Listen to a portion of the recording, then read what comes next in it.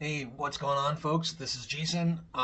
Look, I didn't expect this to happen, but a video that I made on investing in the metaverse 6 months ago, which didn't really do very much at first, has suddenly exploded and now is like at over 50,000 views or something ridiculous like that.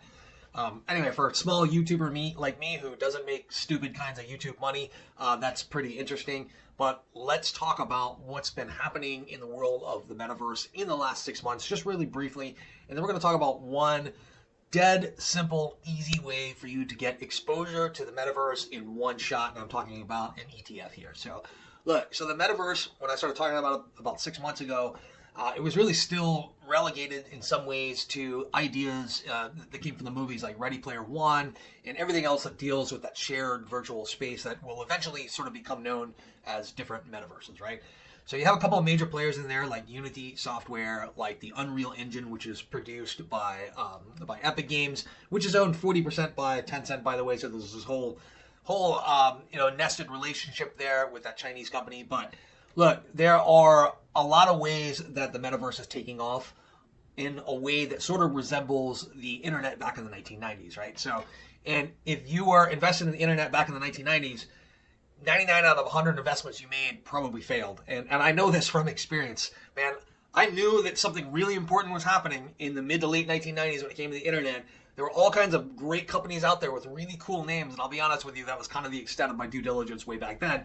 But I remember I put so much money in a company called Razorfish, and they were a website developer, which at the time I'm like, hey man, there's going to be millions of websites. These people are going to grab all the business. What I didn't realize at the time is that I really invested in them because I like the name Razorfish. Anyway, I lost a bunch of money on that stock. I have no idea what happened to it, but that's kind of the way things went.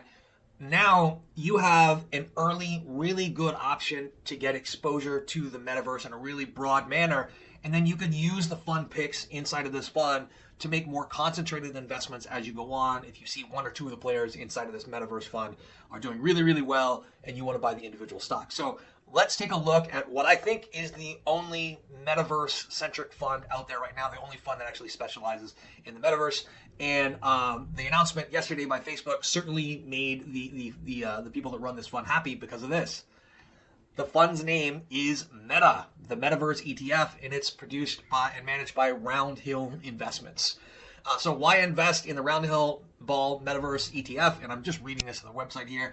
Roundhill believes that the metaverse will become the successor of the current internet and will build an experience that spans the virtual and the real world, which is a thesis that is shared by by Morgan Stanley, a thesis that's shared by Bloomberg, and one by, of course, by ARK Invest. All right. So the investment strategy here, and this is in my research where I'm not pleased by what I'm discovering here in this case because it's a little bit deceptive here. So the Roundhill Ball Metaverse ETF is designed to offer investors exposure to Metaverse by providing investments that results that directly correspond to, before fees and expenses, to the performance of the Ball Metaverse Index, right? So they're saying that this is an index fund, but they create the index, right? They also rebalance this index on a quarterly basis, which is no different than any other index, right? What is concerning is when you look at the fee right here.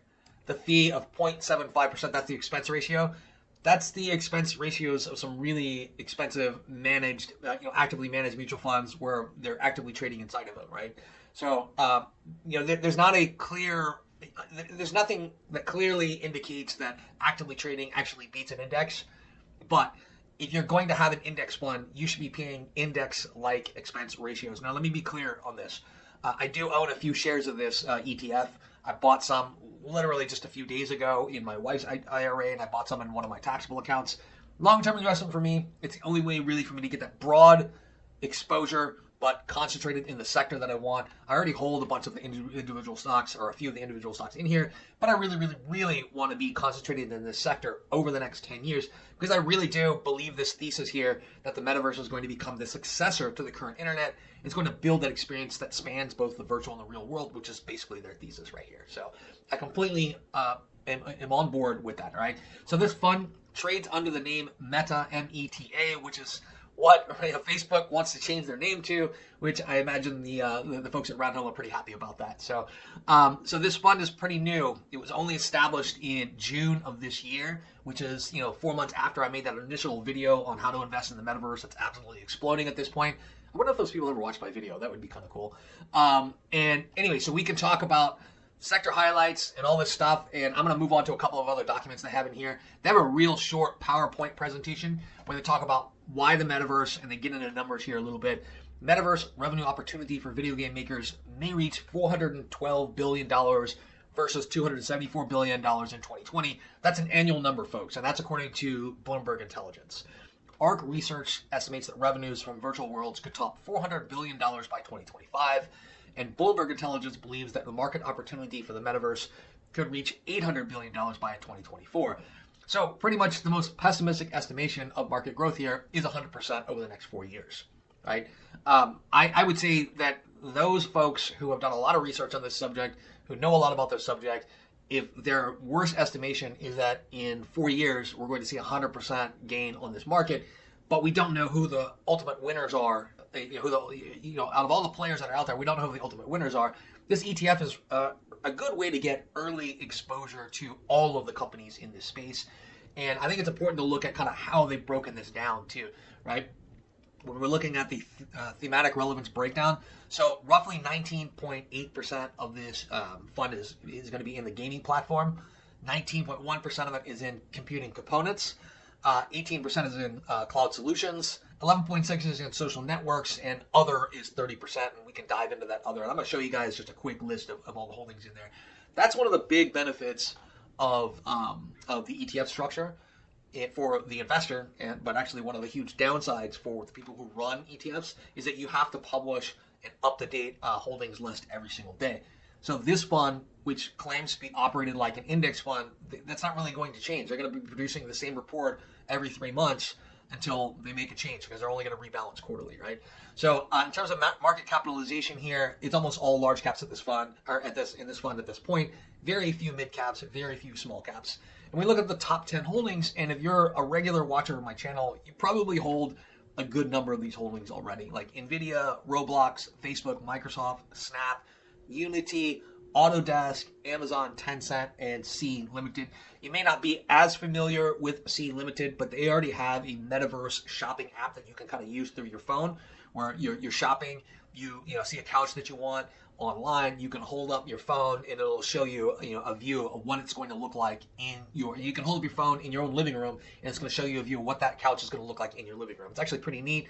I have a friend here in San Diego who's working on something that is a bit more risque. He's working on an app that will approximate what everyone looks like naked. So you can walk around with your phone looking at that. I honestly think it's apps like that that'll probably make a lot of this augmented reality stuff really commercially successful. You can always bet on the lowest common denominator when it comes to human nature to some degree.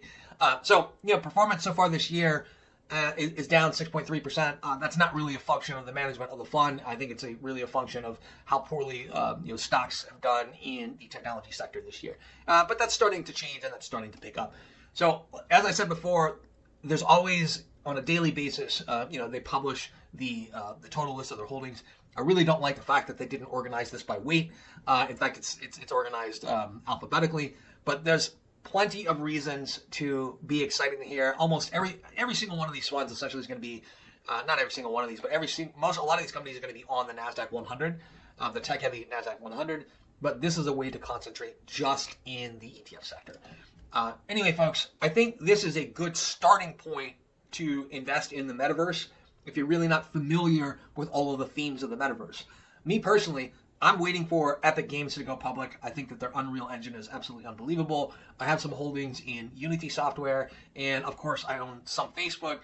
Whether or not Facebook is actually going to be successful in forging this new version of the internet, the sort of metaverse replacement of the internet, I don't know. But they certainly have a head start when it comes to money and getting that done.